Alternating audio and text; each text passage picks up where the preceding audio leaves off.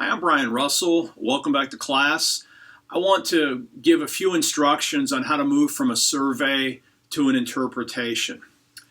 This is in particular for once we've got into Inductive Bible Study 2 class, such as the courses I teach on Psalms or on the Pentateuch. Now, in these courses, you're going to be doing ultimately the whole process: survey, interpretation, evaluation, application.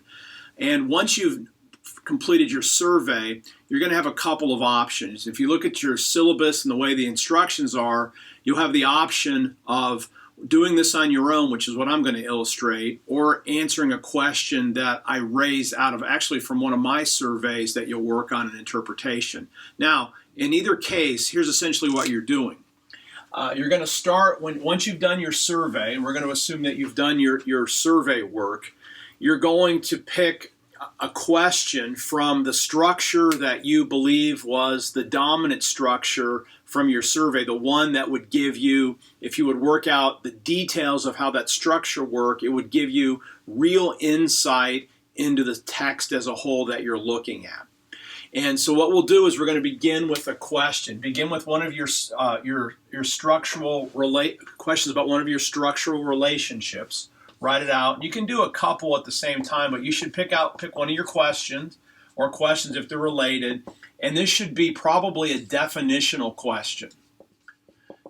One of the ones that says, what is the precise and specific meaning of, or how does this work? Because what you're looking for is you're going to want to look for a drill down where you can get the details of how the structure works by doing some specific detailed observations and then drawing inferences that are going to answer the question. So where do you start? Well, the best place to start your interpretive work once you've raised a question from your survey is you're going to start with your immediate context, which is going to begin with the strategic passage, either area or verses. Again, if you're working on a short psalm, this could be a verse or two. If it's a longer psalm, it could be a paragraph. If you're working on a biblical text like in Pentateuch, it's probably at least a paragraph. So whatever your strategic area is, begin there. Then you're also going to look at the broader segment. So if it's a psalm, it's going to be the whole psalm. If it's a segment within the Pentateuch, it'll be the segment. So we'll call that segment context. And then book as a whole. So when we talk about contextual analysis, we're talking about at least these three levels. Okay? So this is context. And so when you're moving from survey to interpretation, you want to work hard on the context. And again, you're going to work on the strategic area, that immediate context, the segment, or in the case if you're again doing a psalm, it'd be the whole psalm, and then the book as a whole for looking for data. And as you're going from strategic area down, you're moving from very specific types of observations to more general. Because the idea here is we're going to dig as deep as we can into the smaller passage, then dig a little less deep on the segment, and then even less on the book as a whole, because that takes more time and we have limited time. So what you're going to do here, for at least for the context, is you're going to do what we've worked on. We're going to work on essentially detailed observation. Now, in IBS 1 classes, a detailed observation involves oftentimes 2 columns, 1 column, lots of observations, and then a whole bunch of more questions. Now, that's not what we're going to do. For all of these, what I would suggest that you do is you want to work from observation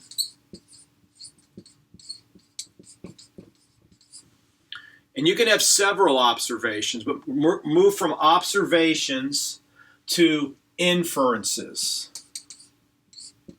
rather than questions. Now again, you're free to ask some extra questions in this, but what you want to begin moving to once you've gotten to an interpretation are drawing inferences from your observations that can be used to do what?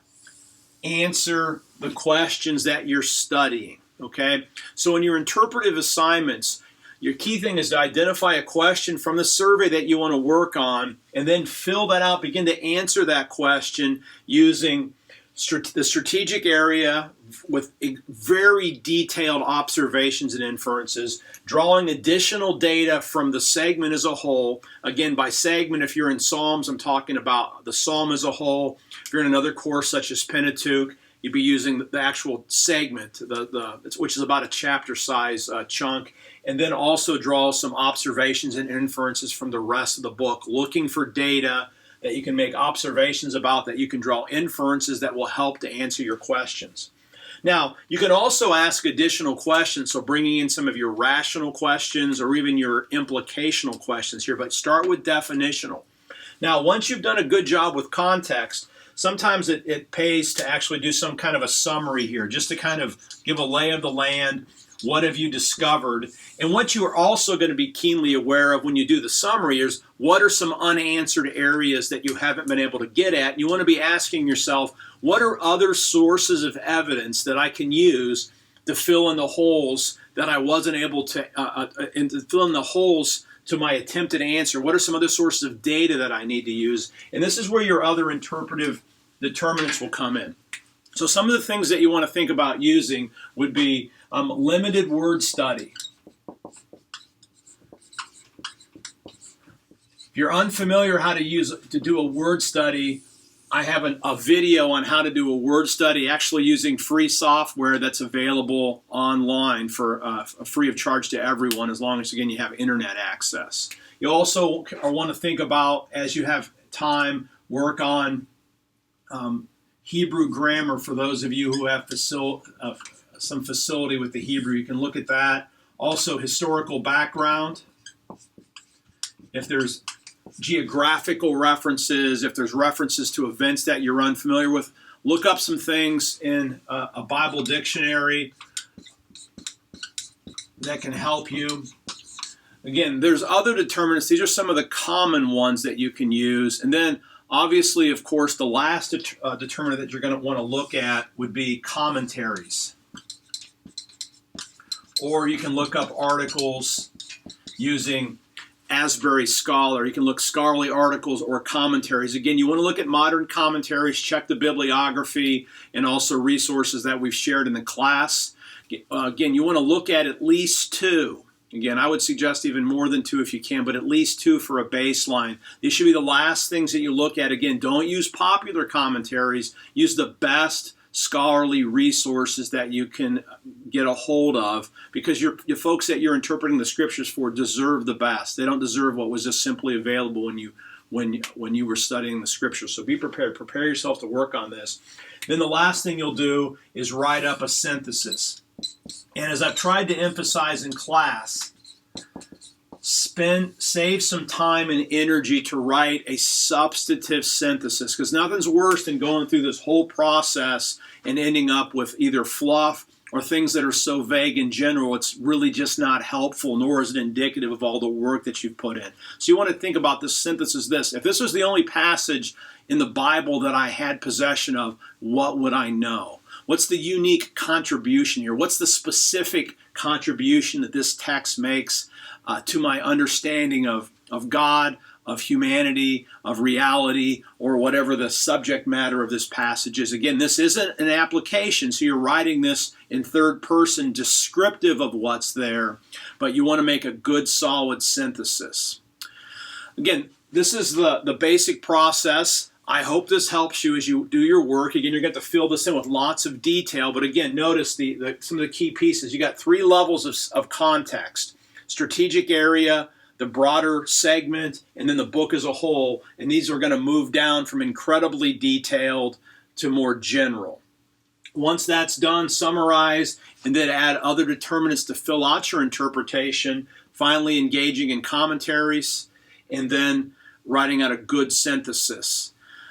If you have other questions, let me know. Again, I'm Brian Russell. Thanks for listening. I look forward to seeing your absolutely fantastic, insightful, penetrating, compelling interpretive work. Thanks.